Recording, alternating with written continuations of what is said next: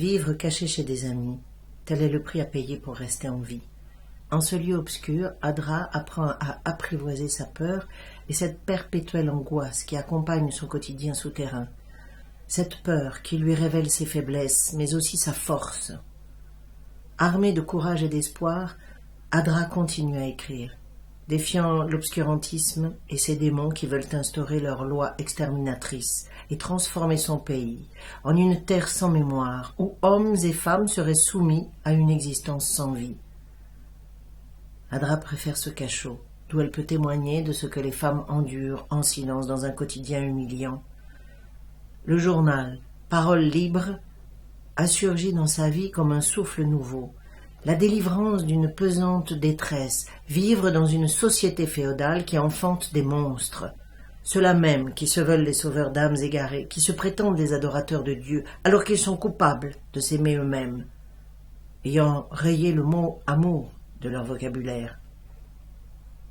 Adra est une de leurs victimes. Condamnée à mort, elle vit recluse dans une cave, éloignée de son mari et de ses 3 enfants. Son unique lien avec l'extérieur est la parole libre, à qui elle envoie un article chaque jour.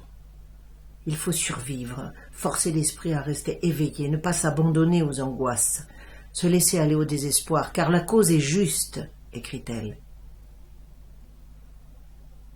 Quand elle s'arrête d'écrire, Adra compte les briques de sa cave ou contemple la lumière pénétrant des fenêtrons qui donnent sur la cour.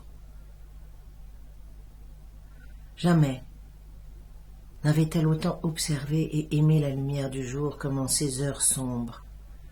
Avant sa condamnation par les extrémistes, elle était moins consciente de son entourage. Ici, écrit-elle, tout me manque. Ma famille, mes amis, les rues, les marchés, les odeurs, les bruits et même les plaisanteries des femmes au bain chaud qui autrefois me paraissaient vulgaires.